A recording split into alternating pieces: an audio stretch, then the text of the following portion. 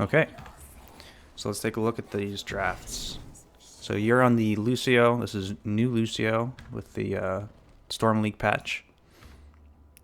Is this a match of Storm League or is this unranked or? This is Storm League, Okay, cool. Plat 2.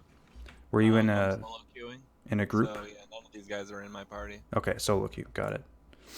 All right.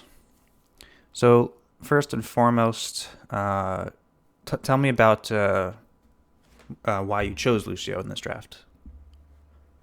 Well, this is like my second game on the Lucio rework, Mm-hmm. and even though it's kind of new on the rework, I'm like a level 57, 58, something like that Lucio, so I Okay. have a lot of confidence on the hero in general. Sure.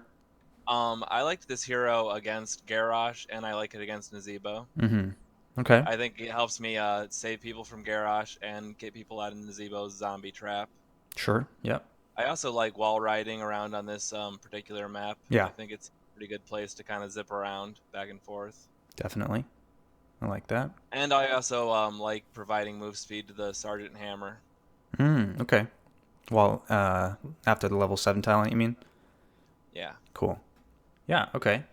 Um, I would agree with pretty much all of that. I think that the pick does make sense here. However, right off the bat, I see you're going with Party Mix. And this is sort of a talent that continues to try and put Lucio in the same uh, niche that he was in previously, where he was like a team amplifier. Um, current Lucio, I don't think is quite as strong in that same role. I think that it's the greatest value that new Lucio can provide is essentially to be as annoying as physically possible to the enemy team by wasting their time and baiting them into trying to chase you a little bit when there's no chance that they could actually kill you, or or slowing down their rotations, preventing them from mounting up, just booping them on cooldown, using the slow. In this particular map, what that would look like is essentially monopolizing this area of the map as Lucio. So you're just going to be wall riding on these walls, preventing them from ever mounting up when they go between this lane and this lane. And you should be relatively safe doing that because Garrosh has very little mobility to actually reach you with that amount of speed. Even if he connects his Q on you, you should still be able to get away. Brightwing does have polymorph. That's a decent tool to deal with you, but you still retain a good amount of your movement speed after being polymorphed. So very much so doable on this map and against this comp. But in order to do that, you really want to have Accelerando because that's what gives you the crazy amount of movement speed for you individually. Yeah, And I definitely felt the difference in this game. mhm, definitely, yeah, because it used to be that you would get, I think, 120% baseline movement speed for your whole team when it was not being activated, and 140% when it was activated. I forget exactly what the values are now, but it's definitely not 120% baseline anymore. And the healing was also somewhat nerfed. So now, sort of the way you play Lucio is you keep speed up at all times, and only use the healing when your E is available, right? That Oh, should okay. be the general thing that you're trying to do. Is you're trying to provide as much value to your team as possible through movement speed and for yourself in particular movement speed, and denying them movement speed essentially, right? You're denying their team Right. movement speed by denying them mounting and by knocking them back. So you're buying your team time in that way. But anyway, Right. I think I was in healing boost a little bit too much in this game then. yeah, probably. I mean, that's natural because that's that's what one of Lucio's strongest aspects pre-patch is that he was probably the strongest group AoE healer. Brightwing is also pretty strong at group AoE heals, but I would say Lucio had even more healing output, and he's just not quite there anymore. They got rid of bonus track, right? And that was a big part of his massive amount of late game sustained healing. And his new ultimate is the high five, which is single target heal plus cleanse, which I don't think is necessarily the correct pick I think I any took Star particular game. Barrier here. Yeah, that's fine. You probably could have gotten away with a cleanse pick here, just against their comp, because they do have a fair amount of crowd control between the Thrall root, the Polymorph, and the Garrosh stun and or taunt. But I'm okay with Sound Barrier too. They're both still somewhat similar niche-wise. You're looking for a burst heal. You're looking for... I thought it was better against Li Ming in particular. Okay. That was what I was afraid of. To avoid resets and whatnot. Yeah. Doing the damage. Yeah, winning the team fight. I would say that the cleanse may have been even better. I mean, because it's not just cleanse, it's also a burst heal. So generally speaking, when Li Ming gets resets, she's not getting resets on multiple targets at the same time. She's getting it on a single target that's like locked down, right? If the Garrosh gets if someone gets rooted or taunt or whatever, Li Ming can go for her full combo and hopefully get that first reset. If you can prevent that from happening with a high five, then none of the other kills happen in the first place. I would say Sound Barrier is a lot better against Wombo teams like a Jaina Zeratul with a VP Ring of Frost type thing. Sound Barrier is amazing at dealing with team-wide ultimates. It's a good way to deal with Earthquake. It's a good way to deal with Sanctification. Salvo, absolutely. All these things where you really want to get your whole team, and it's not about individual heroes. I do think that's still going to be the prioritized ultimate in most games, but Cleanse certainly has a place now, and High Five is worth taking, I'm sure, in some games. So let's go to your perspective here.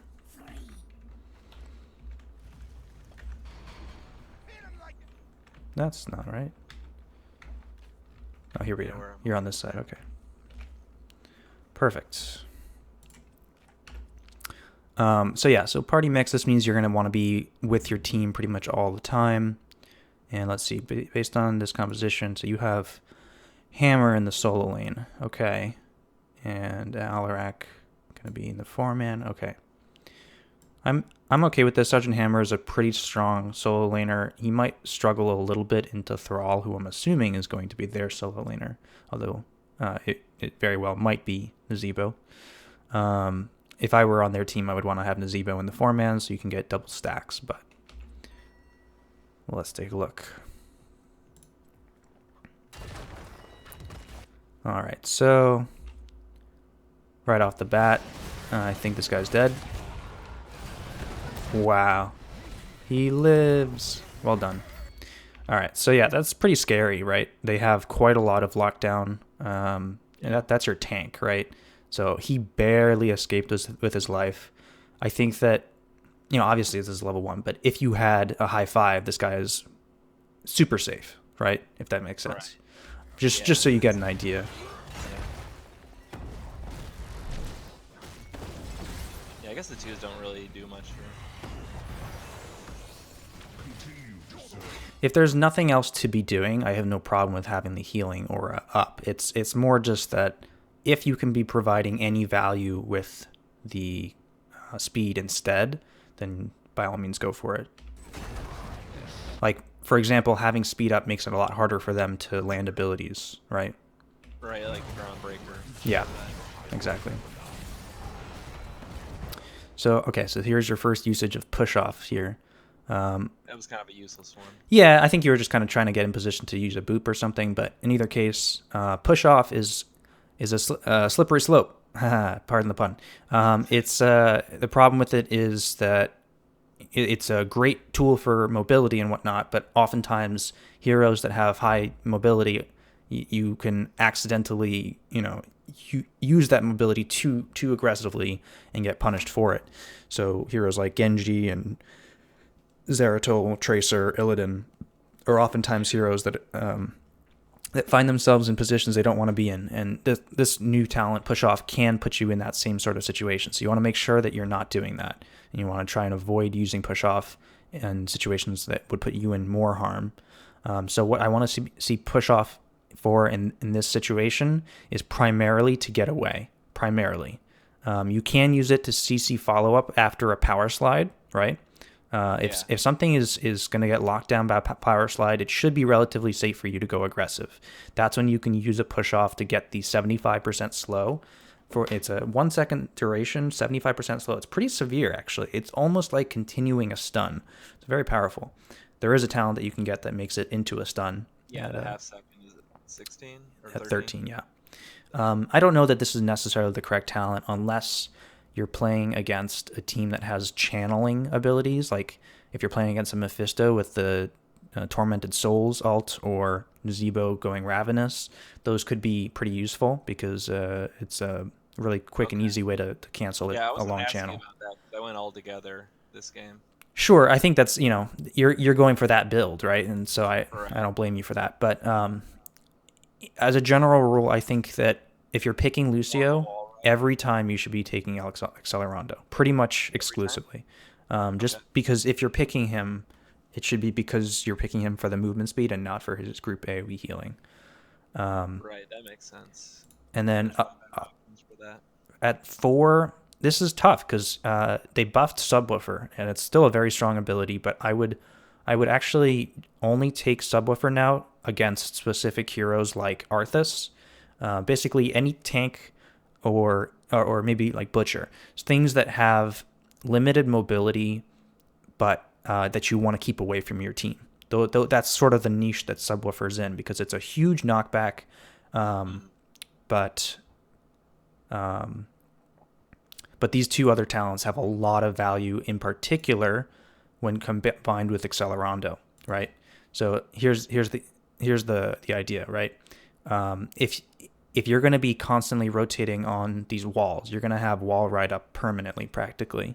What these two talents could do are allow you to. This one allows you to boop on cooldown every 3 seconds, which is extremely annoying.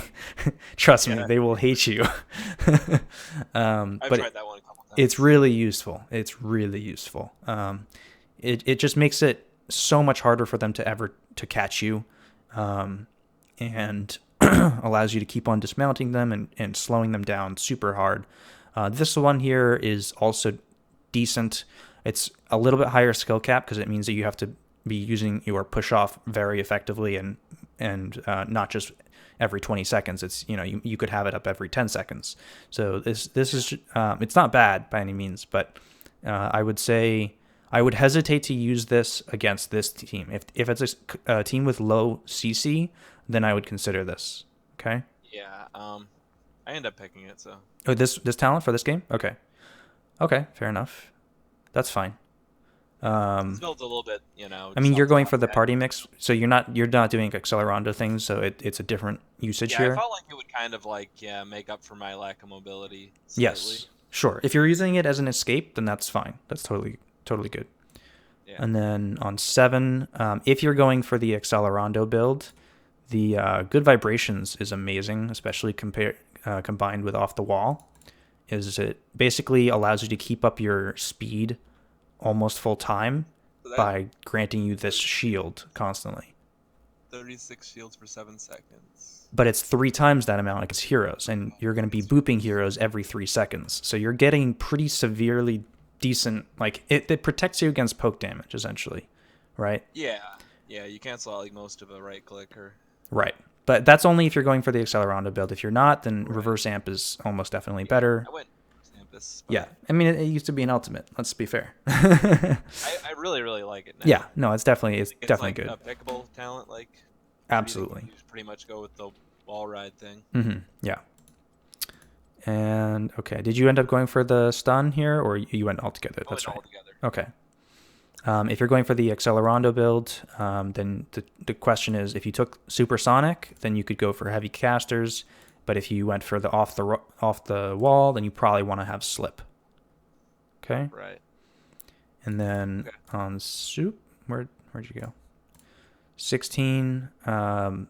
So because of the fact that your play style has now changed to be only using your heal when the healing or when your E is available, Rejuvenescencia is even stronger now, essentially, because you really need that bonus amount of healing during your E. What's it called? Yeah, Amp I don't it up. think I've ever actually played a Lucio game where I didn't pick it.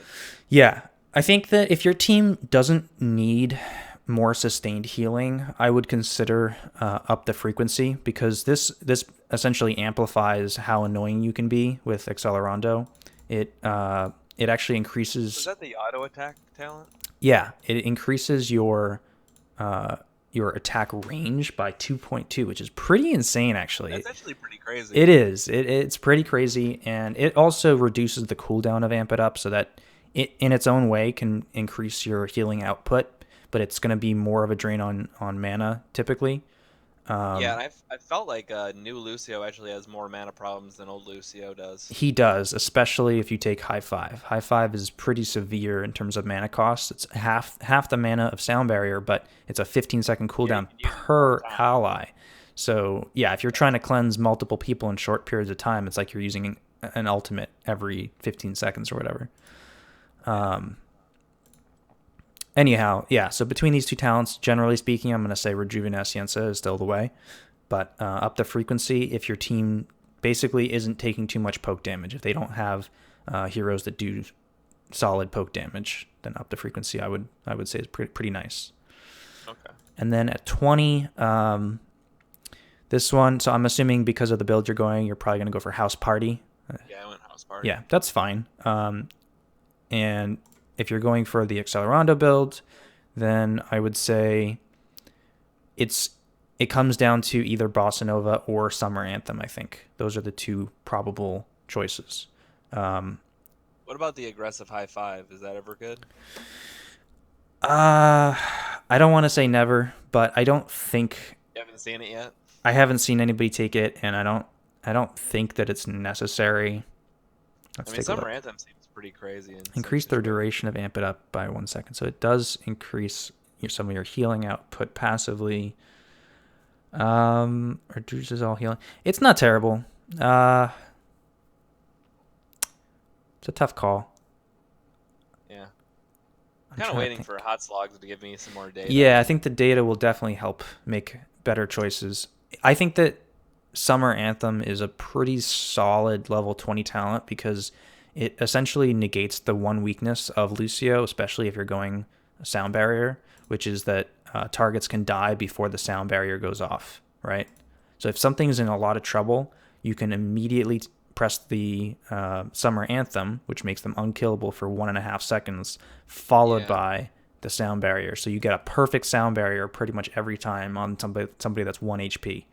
You know the radius of Summer Anthem? Is it like my Lucio radius? I think it's the same as the Lucio radius. I could be wrong, but yeah. Okay. Yeah. If you're going up against a team that has a more frequent blow up potential, then Bossa Nova can be useful because of the reduced cooldown. Okay. Like if you're going up against like a taunt variant or something like that, I think Bossa Nova is pretty nice, because almost every single time that a taunt goes off, you can just rip the Sound Barrier and it should be fine. All right, let's get into this replay. Yeah. Let me turn the sound down just a little bit.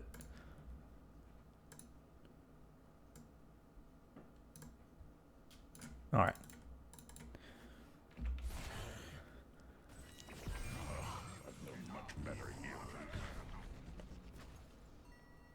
So it looks like nobody's at the top to catch the soak, and I do see that you're trying to keep your team healed, but you are just using the passive instead of okay. So now you're rotating. Okay.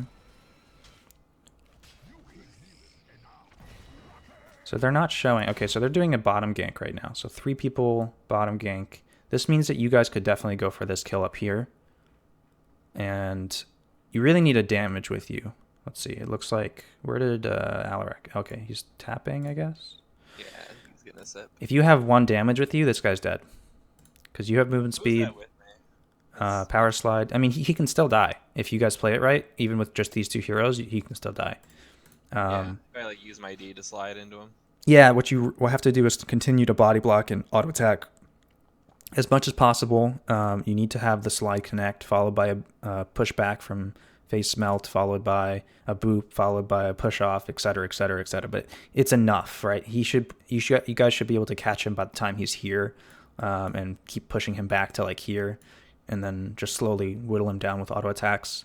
If you had a DPS, he should die very quickly, but it's important that you guys get that kill because of the fact that they're doing this 3-man gank in the bot lane.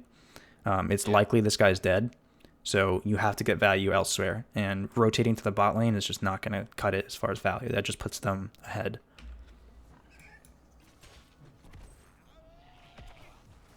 So I guess you're using the push off there just for faster rotation, but Yeah. okay. I was kind of surprised that the assassin didn't rotate up with me, and I kind of Yeah, up to him. Sure. You definitely do want to have Gul'dan, hitting both of these lanes with his abilities as frequently as possible. That's your primary wave clear.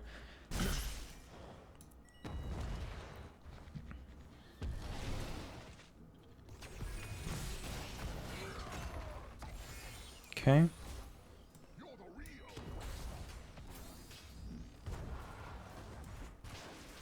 Still 3 people in the bottom lane now. Okay, so yeah, definitely need to start making some moves. I think I hesitate here for some reason, but...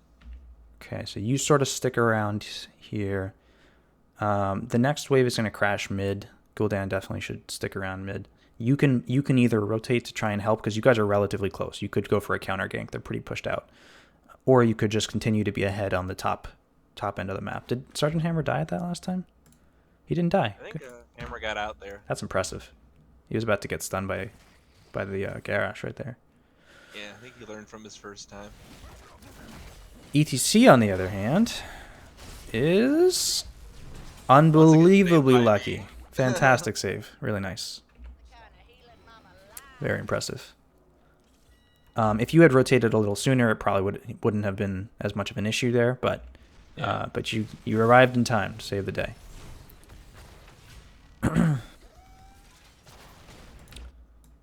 Alright, so sweet. Gul'dan gets the solo kill on the Nazebo, but he still has to catch the soak. Definitely don't want to keep 4 people in the bot lane here.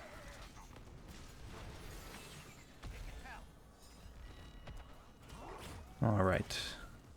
Also, one thing to remember is that when you're playing with an ETC as Lucio, you don't have to use Amp It Up to only heal an ETC. If nothing else in your team is damaged, you can usually let the ETC heal himself. He did go for Prog Rock, so he's going to have a pretty decent amount of self-healing.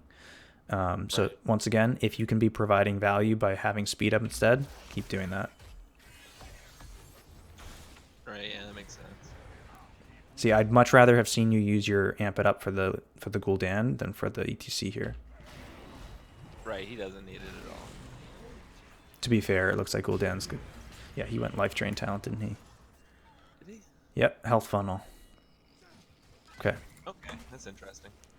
I would not recommend that talent, especially against this composition, because you don't want to be standing still. Otherwise, you're a very easy target for Garrosh.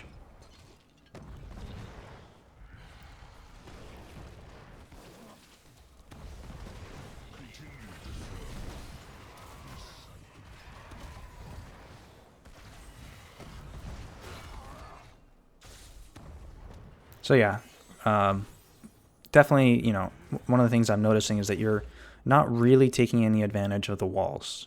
I think you're trying more than anything to just stay in the middle of your team. Yeah.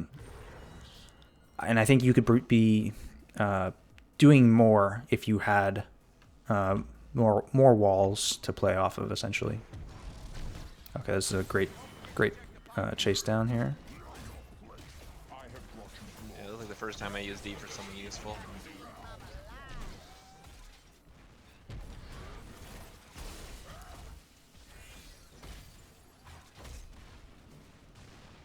One other thing to keep in mind is with Lucio, you want to make sure you're keeping up auto attacks.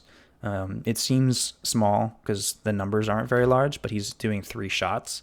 If you add them up, his auto attack's not that low. It's pretty decent. It's not super high attack speed, but it's easy to forget. Like for both those guys on the Amp It Up. Yeah. Forward. Okay, good. You get the boop here. Yeah.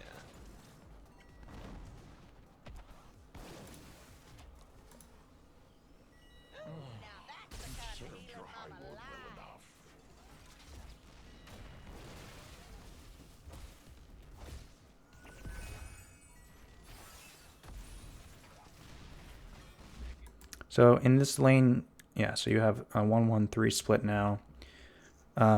They're also doing 3-man down here, so it's not the worst. But yeah, I think this is actually pretty fine. With this 3-man, you should be able to prevent Garrosh from reaching you pretty well.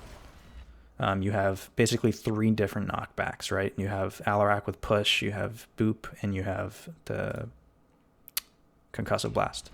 So this is a pretty favorable matchup, I think, for your team.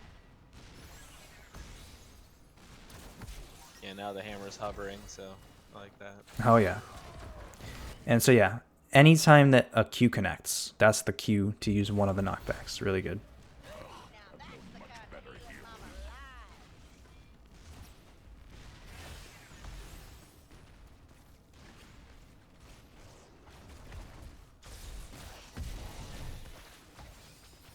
So you know Garrosh is probably rotating, right? Because he wasn't sitting in this bush. So he's probably rotating. He also had about 15 gems on him. So if it were me, I would try and follow him a little bit and make sure he's not trying to turn in up here or here. If you control the Garrosh's rotations, once again, this is sort of assuming you had the Accelerando build, but if you were able to control the Garrosh's rotations and keep vision on him, it's virtually impossible for their team to get a kill. Do you see that? Right, because Garrosh is their setup. Garrosh is how they get every kill in this game. Like there's basically no other way except for if Thrall gets like a solo kill somewhere. Like how is a Nazeebo going to solo kill something? It's almost impossible. Li Ming, extremely unlikely unless there's some sort of crowd control. Brightwing can't do anything. So basically, it all comes down to if a Garrosh is able to surprise your team by being in a bush or whatever and get a flip over. That's how they get kills. So if you're able to keep track of where Garrosh is on the map at all times and slow him down and preventing him from rotating, I think your team just pulls ahead so heavily on macro. It's outrageous. You guys are already pulling ahead a little bit, so you're doing fine. But just something to keep in mind. Yeah. So yeah, he did rotate here.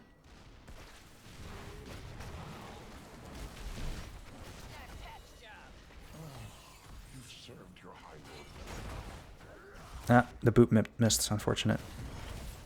But you're fine.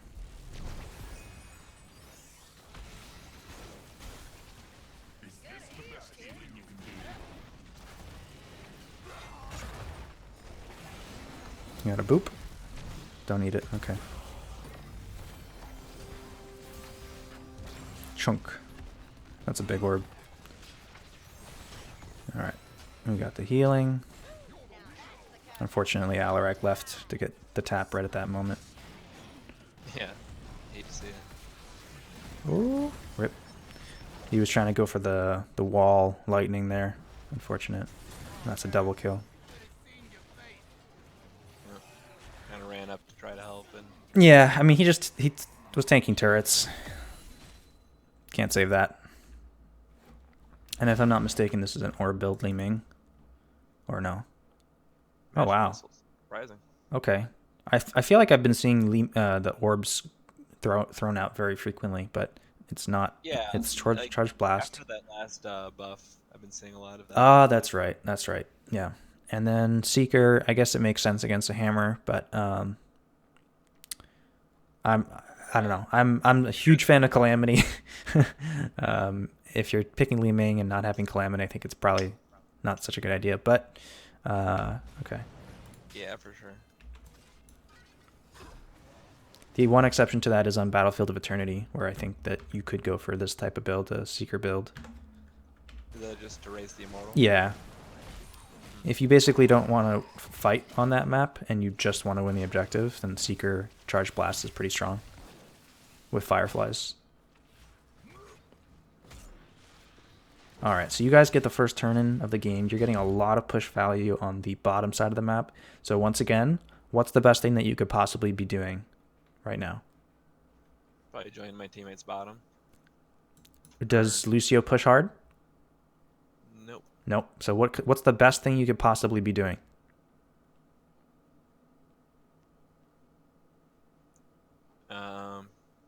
Catching soak. Catching soak's pretty good, but what's even better is denying them from catching the soak, denying them from getting to the bot lane. That's the most important thing you could be doing right now.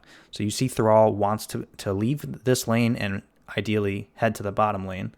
If you can rotate essentially through here and slow him down, prevent him from getting here, you're providing as much value as you possibly could to your team, right?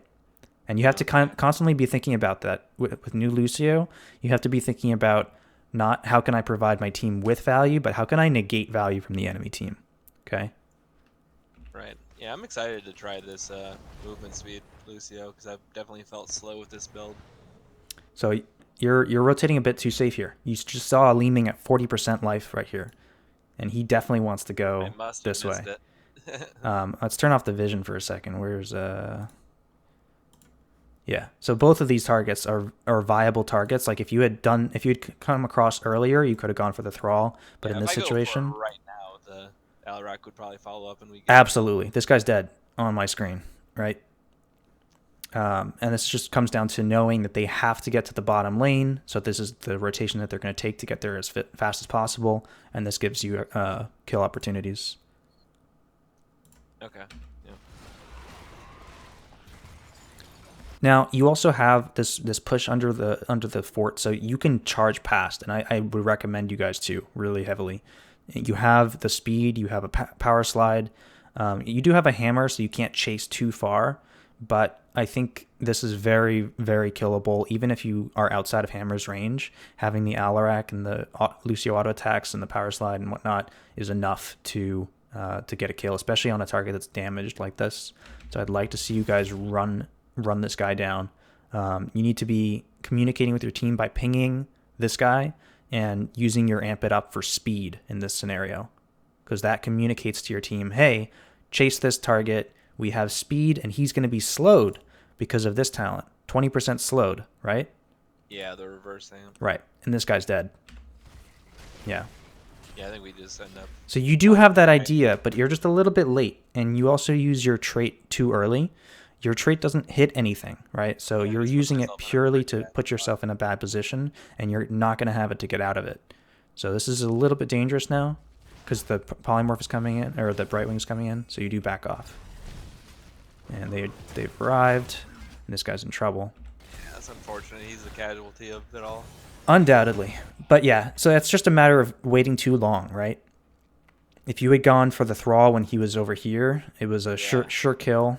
I think a lot of that also has to be on ETC. He had to be the one to initiate it. But if you were using Amp It Up for the speed instead of your push off there to close the gap, I think that changes how this may have played out. Amp It Up and a ping, and because he gets slowed in addition to your team being sped up. So the push off you'd want to save for your escape. Yeah.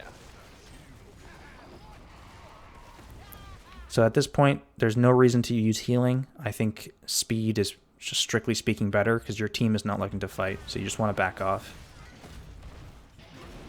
Oh, okay. Or are they? Or are they? I wouldn't fight, but it looks like you guys are doing pretty decent. ETC does not want to fight. Yeah, he's not about that life. All right. No harm done. You guys are on approximately the same talent tier, which is not great considering the fact that you have a fort down and you got the first turn in. I'd like to see you be a little bit more ahead in XP. I think you guys have missed a fair amount of minion XP. They do have one extra kill over you, but still. Kills are not really that huge experience-wise anymore, so really it comes down to soak. It doesn't show me the XP soak, but nonetheless, you have the bottom fort down. They have 76 gems. So what does this mean? This means that it's really important that you guys try and prevent them from turning in their gems. And you can do that two different ways. One way is to just watch both turn-ins and try and poke them as much as you can while they try to turn in. That's one way. The other way is to try and take a fight. and to try and take an advantaged fight if possible. If you fight and it's a matter of risk versus reward, because if you fight and lose, you're going to lose up to 32 gems. If they fight and lose, they could lose up to 76 gems. So they don't really want to fight before turning in. So it benefits your team for that reason. Obviously, you want to get in as many gems as you can before that happens if you're going to go for that play. But I'm very open to that as a choice. If I were to guess that they're on this camp right now, let's take a look. They're near the camp, but they're not doing it. All right. They're just trying to sneak the bottom turn in. If I was their team, I'd be doing this camp because this is too far for your team to try and invade, I think. And it gives them pressure in the mid lane, which allows them to potentially get a turn in on the bot side or take a fight underneath the spell armor from the mercenary camp.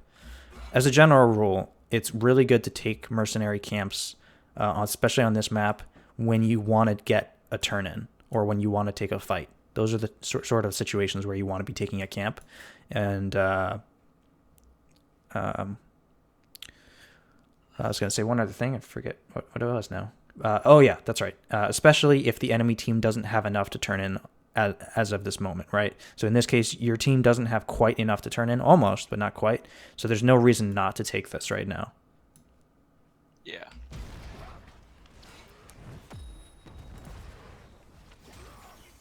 So nobody is watching the bottom lane, so they're probably going to get a decent number of gems turned in, which is kind of unfortunate.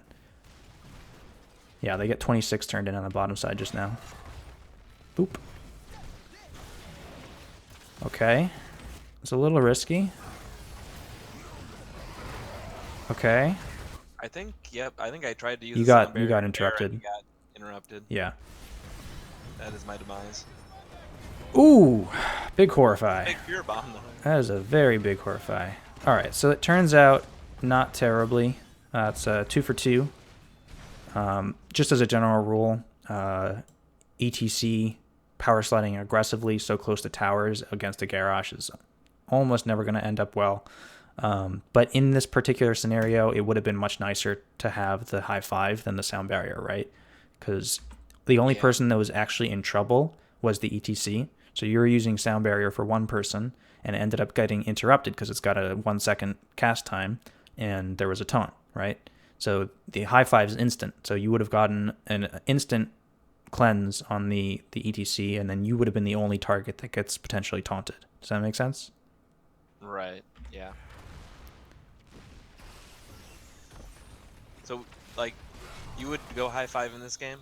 I think so, yeah. And I'm not saying that I'm, a huge proponent for specifically high five, but just in this particular game and against teams that have heavy amounts of single target lockdown or trying to kill a single target, I would say yes. Like their team, they have a fair amount of spread damage, but it's not burst spread damage. Not to mention the fact that you can get interrupted on sound barrier by a lot of things, including sundering, polymorph, taunt, Earthbreaker, throw, etc. So I think I do die again trying to get sound barrier off. I wouldn't be surprised. It doesn't surprise me at all because the moments that when you're looking to do the sound barrier are the same moments that they're looking to do the sundering and the taunt and whatnot. So yeah.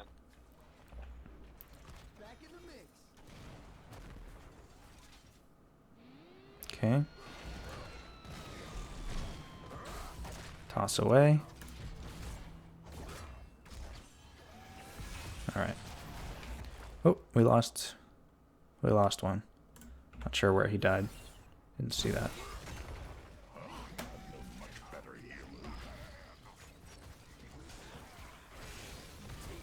So they're very close to getting their full turn in now, and you have one down. It's unlikely you guys can prevent them from getting the turn in, and you guys don't have turn in anymore. You lost about maybe 15 to 20 gems. You did get a bunch of them in, though, so you're up to 33.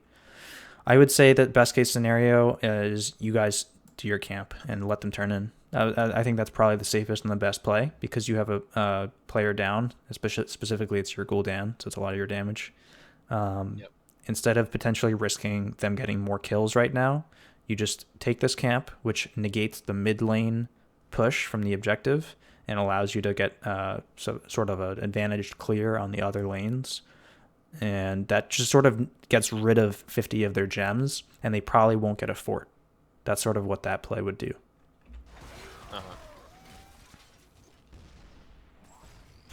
Hanging out here in mid doesn't really accomplish anything.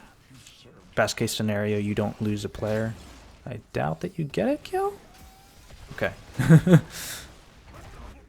Alright, so yeah, he already used his power slide. This would be a great time for a high five, but okay, sound barrier does connect here. It's pretty great actually. It's very well used there. Good timing.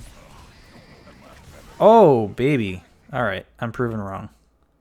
Yeah, that actually surprised me too when it happened. I mean, Brightwing did get chunked out pretty heavily because he was out of position over here, but that was a really nicely aimed and timed counter-strike to finish it off. And it was a perfect sound barrier from you to turn that fight, so really well done.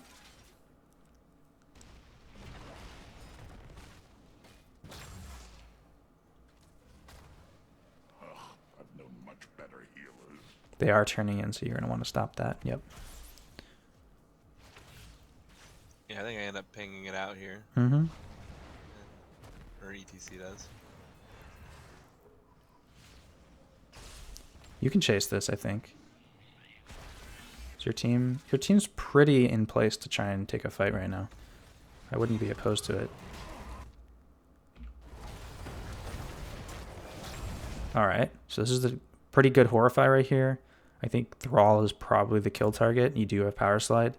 There's Garrosh is separated. So this guy just needs to stay alive while these four can focus on the Thrall. That's unfortunate. Let him off the hook there. A little bit. He's isolated. I think that with a Power Slide and potentially your... I don't know if Push Off was in range. It might have been a little bit out of range because he was like right here-ish. But I think if you guys focus Thrall, he's dead. And the fight down here is a less promising, especially because you have a hammer. You can't really run at them super well. See how it goes. That's a really nice use of Push Off. I love it. Really great. Power Slide to follow it up. Can we get this? Yeah. That play is pretty much entirely on you. Good job. Yeah. When you actually get a good play with the D, it feels good. And it kind of feels like a Genji dash, you know what I mean? Sort of, yeah. If only it reset on kills. Yeah. Yeah, that's a little too much. All right. Can we get more? Really nice, really nice.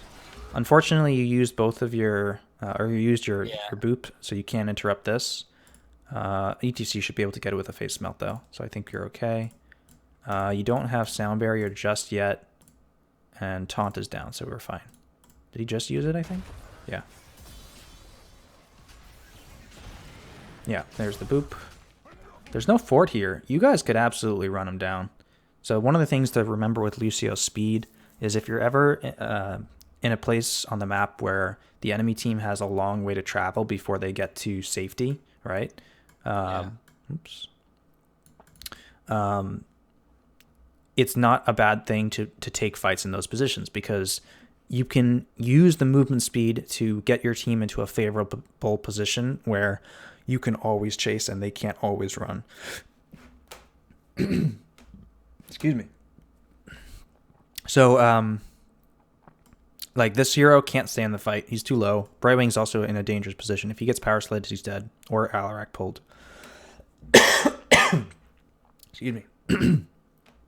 So that means that right now, essentially what you guys can be doing is cornering off the Nazebo to either bait these heroes to coming back into the fight or forcing them to leave Nazebo to die. That's probably the play right now. You can't ignore the Nazebo. So you can't just run at these heroes. You have to just hit the Nazebo right now. Hang on, I need some water. Give me a second.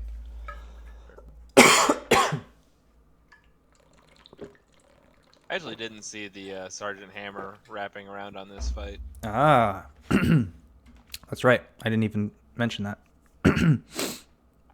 Yeah, no, this is definitely a good fight for you guys. Remember, you have Li Ming already dead.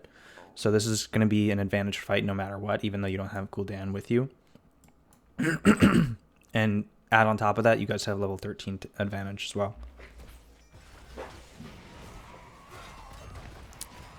Really nice flank from the hammer. And that secures 1 kill there.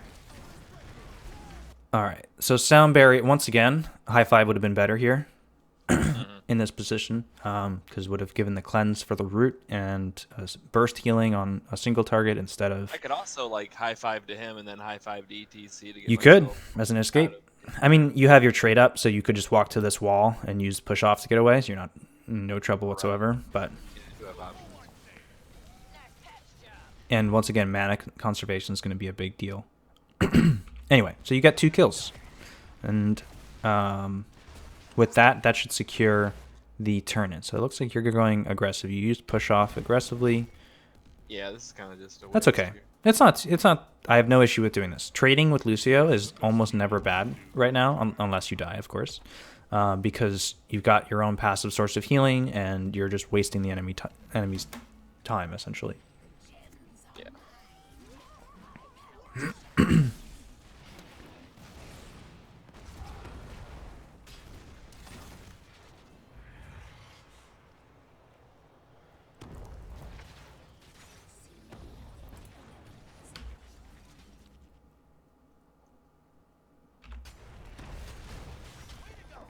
All right. So here at this point, what are your options? What do you think? What do you think are? What's the best play here? So I think what we end up doing is pushing down middle. Okay. I think it's a pretty decent play because it's the first one to land. Okay. All right. So it's very likely that this is going to take the fort of its own accord, right? Right. Yeah. I figure that one can be left and. I think the only thing that I would like better is pushing bottom instead. First and foremost, there's a Nazeebo out here, which I think you guys could probably run down. So that could be a potential kill right now. That's one reason. But Yeah, more important than that is pushing the bottom lane is preferable in this situation because it makes it harder for them to try and defend the top lane. The top lane's really far away from the bot lane, so they have no choice but to leave it undefended and allow this fort to go down of its own accord. Does that make sense? If they show anybody in the top lane, then it means that you can push really hard, right? Yes. Yeah. By pushing the mid lane, they can defend this top and still rotate into the mid and try and force a fight if they want to. That's up to them, right? Yeah. The bottom lane prevents them from doing that. Yeah. Okay. Otherwise, yeah. Ooh. Okay. Got that knockback. All right. You have a boop still. Yeah, that should never happen. That's on you.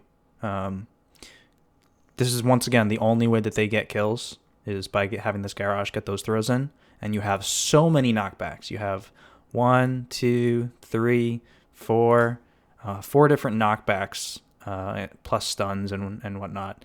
So it's really unfortunate that this guy gets not flipped in here, and he's gonna get taunted and he's dead. If you had high five, he doesn't die.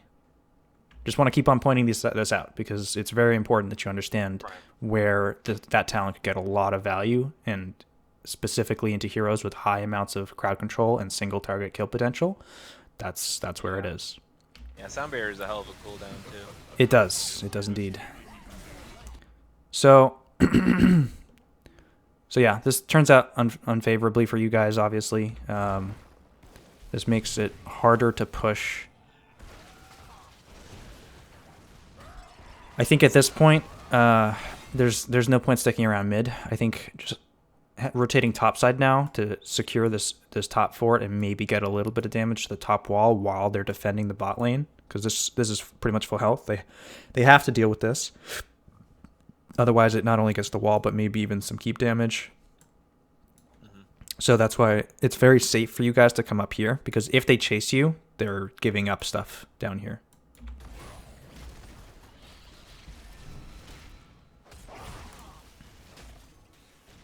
There's really like no reason to stick around here. You guys don't even get a single tower.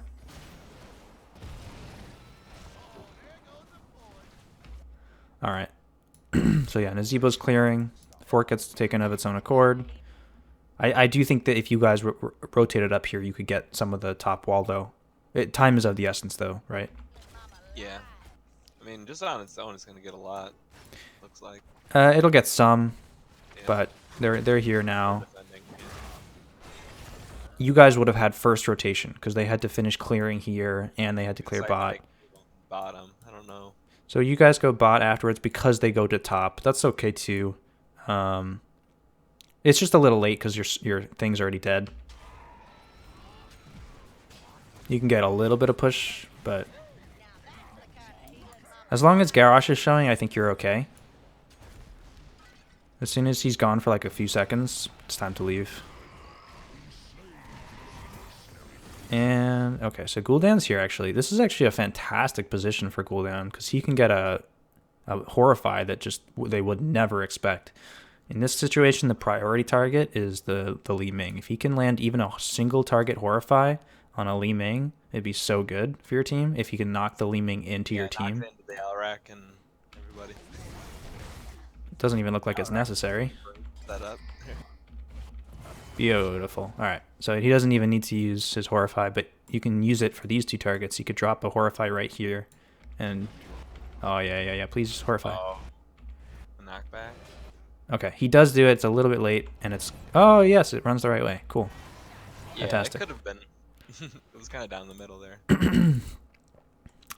Unfortunately, it looks like this Ravenous Spirit is going to get a lot of value. Okay. That's really good. Sound Barrier saves the day.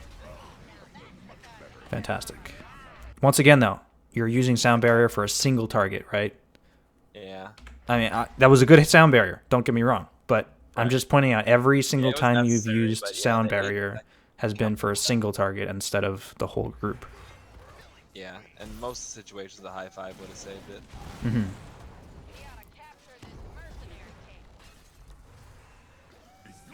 So yeah, I think invading this camp is definitely correct.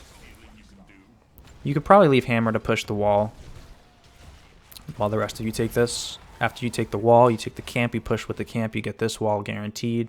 You have 16 talent to your advantage, then you go for the next turn in, probably combined with the bottom siege before they get their 16 talent tier. But they got the turn in. They snuck it in. All right. It's not the worst thing in the world here. You have lanes super pushed out, and they don't have 16 talent tier, which means that they can't possibly push any lane out too far because you guys want to fight. You are 16. The best case scenario for them is that they soak each of the lanes safely while the lanes get a little bit pushed out, and they get to 16 as soon as they can, and they prevent you from getting your next turn in, and maybe force a fight once they're 16. That's the best case scenario for them.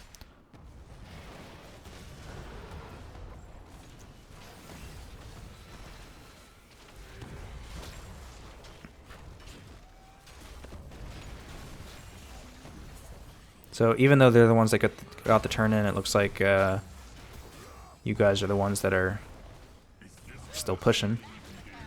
Okay, so here is a fantastic time to be using your speed. So you already used Amp It Up. This guy is way out of position. He's got a long way to run before he gets back to safety, and you have movement speed. So I think that even if you don't have Amp It Up, just running at this guy, and this is where I would use Push It Off too to close the gap. Essentially, what your goal here is when using Push It Off is just to reach him as soon as possible, so that you can get either boop backwards or you can get Amp It Up to slow him down. Those are your two options probably.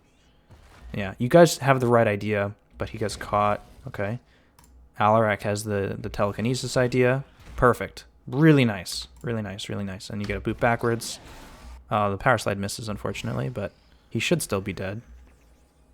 Maybe not. He's not surrounded anymore. Okay. Yeah, this gets a little more complicated now. This got hairy. Real fast. If you had a sound barrier right now, it'd be nice. It's on 5-second cooldown. Damn. Yeah. That's a lot of gems. Okay. Okay. Okay. Okay. I just used Sound Barrier and I just barely missed Gul'dan. That's unfortunate, but he's okay. That's okay. Yeah, And you guys are going to chase this kill down. Is he almost dead? Nice. And you can chase this one down, maybe? Not. Not without friends. You still have push. You still have push off, so I think you maybe could have done something, but it's too risky. It's not worth it. And you have you've got stuff pushing, so this is fine. Just responding to that. It's really unfortunate. If the power slide didn't miss up here, this Nazebo just dies and it's over. But yeah, nonetheless, it turned out favorable for you guys. Two for one.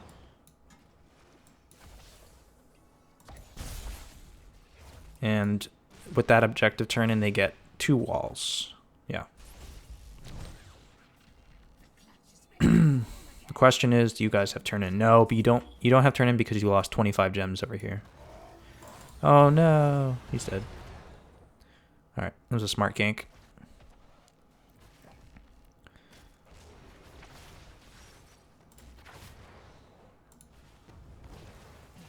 I think you guys can prevent them from turning in.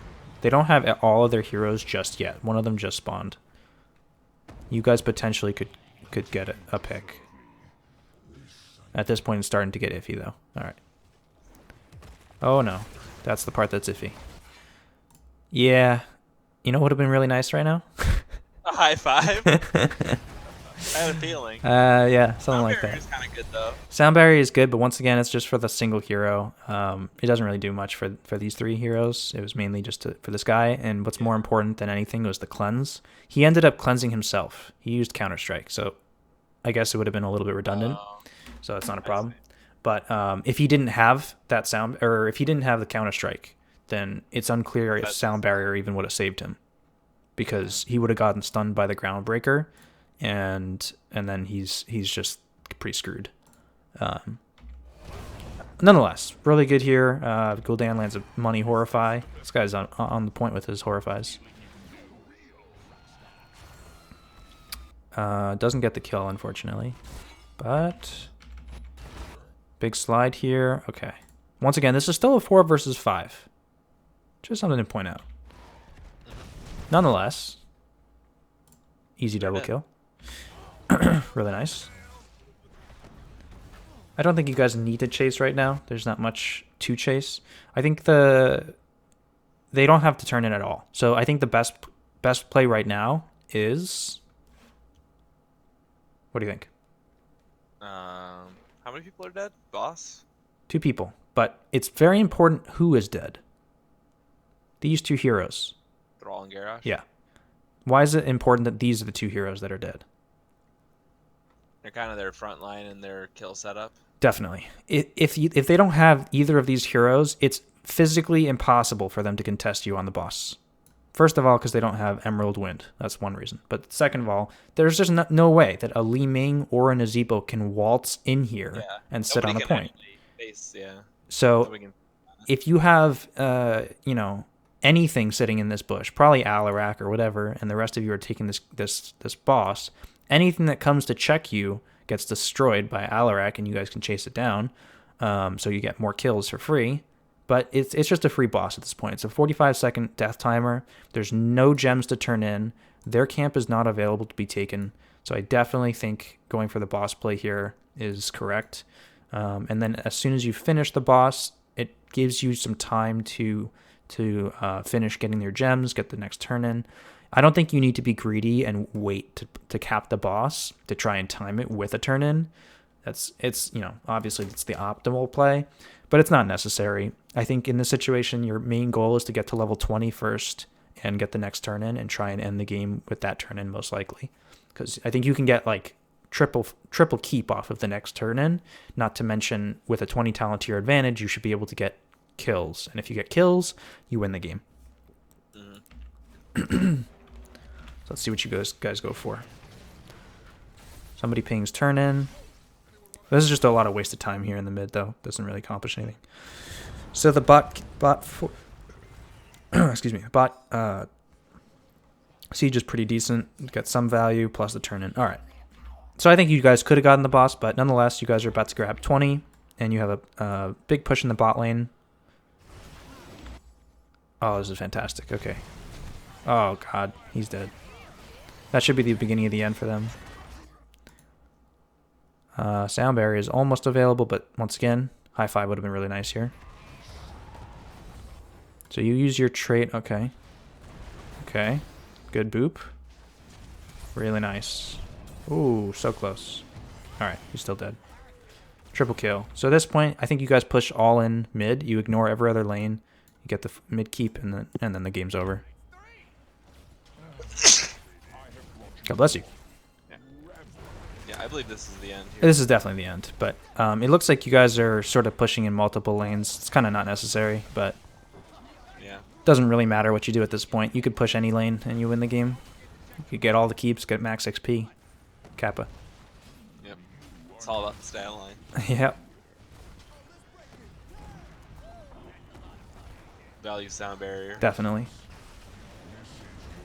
And there it is. All right. So so yeah, I think that you played well with this build. I think that you did, sort of what you were aiming to do. You stayed very much so central to your whole team, provided as much healing as you could. And yeah, you did out heal the Brightwing by a little bit. So that's Not by much though. not by that much, but that's okay. It's not about that. Kill wise, it's 19-9. I think that if you had high five, you may have been able to prevent some of the deaths that took place. But you had really pretty darn good sound barrier usage. Even though most of your sound barriers were used to save one person, they were still very well timed and whatnot. So I give you props for that. I think that if you went for the Accelerando build, you would have had an easier time with this game. I think so because of the fact that you could have controlled the garage so heavily on rotations. Right. It's absurd how survivable a Lucio is with Accelerando, the trait, and just lots of walls. It's outrageous. Like, it's so hard to kill a Lucio in that situation, even with heroes that, like, the only thing that is really scary and you wouldn't want to do it against is a Diablo and a Varian. Those are the two heroes you don't want to be doing that against, because if you're wall riding, it means that Diablo's got an easy wall bang and Varian has a point and click charge taunt, so very risky. Right. But aside from that, anything with skill shots like Muradin with a Stormbolt and Nubrak with a Burrow Charge or an Impale, ETC even with a Power Slide, like, it's so easy to dodge most of these things, or to boop them, or to use your push off to dodge it, whatever it is. It's pretty insane. Yeah. I'm excited to try the build. I've been kind of just doing this build. Definitely, yeah. By all means, try it out. Give it a try. I don't think that you need to use high five with that build in particular. I think, generally speaking, you actually want sound barrier for that build because of the fact that because the play style of that build is more so like you can use that wall to speed in at 140% speed to get the perfectly timed sound barrier, and so on and so forth. But so yeah, otherwise this game was pretty well controlled. They never got a single fort. They got a single turn in, or maybe two turn ins, but they got like no value from them, right? Right, yeah, because we had them totally pushed. Yeah, just really pushed out. And you ended the game before they got to level 20, which was their big power spike with Nazeebo, of course. Yeah, you always want to end the game before Nazeebo gets 20. Yeah, for sure. I think this was pretty open and shut case. I think there's, not a whole lot that their team could have done to really come back. And so I think you guys played it well. There were a couple fights that were 4 versus 5 that I was a little hesitant about, but you guys actually ended up coming out ahead of it, which was really impressive. And a lot of that came down to having really well placed and timed Horrifies. This guy landed this guy did definitely play. He landed like 4 and 5 man Horrifies like it was his freaking job, man. So props to that guy. I think just in general, your whole team did pretty darn well. Alarak landed some really nice combos. I think ETC was a little bit Monka. He was he missed a couple of slides that were like. He was doing aggressive slides that were quite. And also not having a lot slides and spots. Yeah. Yeah, so I think having high five for that guy would have been quite nice just to cover his mistakes. And I don't know if stage dive got really any value this game. I think I would have probably liked Mosh Pit better. They do have interrupts for it, but I guess they did go disintegrate, so that's probably the biggest thing I would have. I guess yeah. If he, I don't know if he held his talent or something like that that forced him into a stage dive pick, but Yeah. Sure. stage dive just didn't really do anything this game. I don't think it ever really connected. So Helped him get out of the fountain faster. So yeah, sure. There you yeah. go. So yeah, I think that just about covers it for this replay. Do you have any questions for me? So just in general on Lucio, like when I'm locking him in, like what heroes and maps should I avoid playing the hero? Avoid playing. All right. So Like you were saying, like taunt variants pretty tough. I know specific hero matchups, yeah. But as far as maps go, that. Yeah, map. Lucio is, obviously you want maps where there's lots of walls. So this map is good because you have these walls around here, around the turn-ins. He's also very strong on Battlefield of Eternity because the entire section around the Immortals, there's walls constantly everywhere. He's really good on, let's see. I used to like Lucio quite a lot on Braxis even because of his AoE sustain healing. But now I would almost never pick Lucio on Braxis because of his change and because he's so much more of a rotation hero now. And that's why he's really good on this map is the rotations, right? Right. Yeah.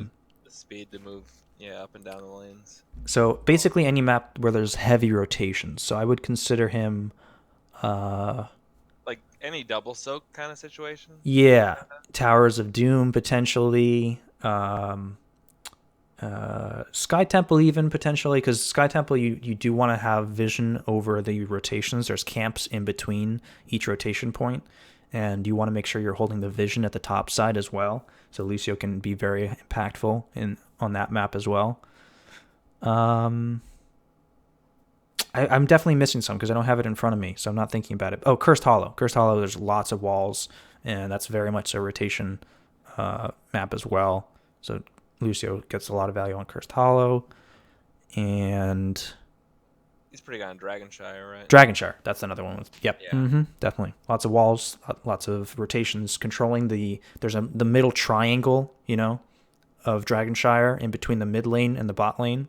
That triangle is super important, and there's lots of walls. And if you're a Lucio, you can very easily maintain control over that. And I'm sure there's more, but I'm just forgetting it right now. Sorry. All right. Yeah, I think that's about all I got. I'm definitely gonna try the different build, maybe submit a replay of that and see how it goes. By all means, certainly.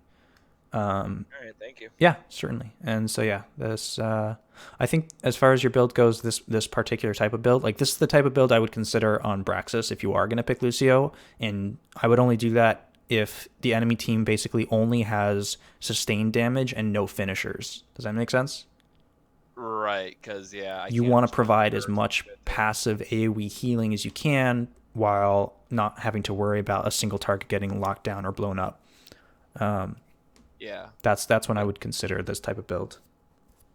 But yeah, you don't think that build is very good? This build, I wouldn't choose Lucio for this build. I would pick Lucio. It would be better to be like a Malfurion. Perhaps? I'd much rather have a Malfurion or right. Maybe Alexstrasza, depending on the map. Right. Obviously, there are counters to Alexstrasza that you wouldn't want. Yeah, I mean situationally, but yeah, there's certainly better 4-man healers. Yeah, even Tyrande. Tyrande has quite a fair amount of sustained healing if she can be using her auto attacks to get resets. Her sustained healing is actually quite high. Yeah, okay. Yeah, I mean, I still think Lucio is very top tier right now. I highly recommend him as a sort of a counter pick to Ana, actually, because Ana really struggles now with getting surrounded or getting charged at by the enemy team. She's so slow, yeah. And I've seen bad Annas that don't switch. They almost never do. It's amazing. Yeah. But more importantly, even if they do switch out of it, they just don't have any tools to escape. The only thing that they have is a sleep, and that can hit one target. So if you boost your whole team towards the Ana, what can they do? Right. Yeah, they have no way. She has no way. She needs help from a teammate somehow. Absolutely. Absolutely. All right. All right. That about covers it. Thanks for sending in this replay. Yep, no problem.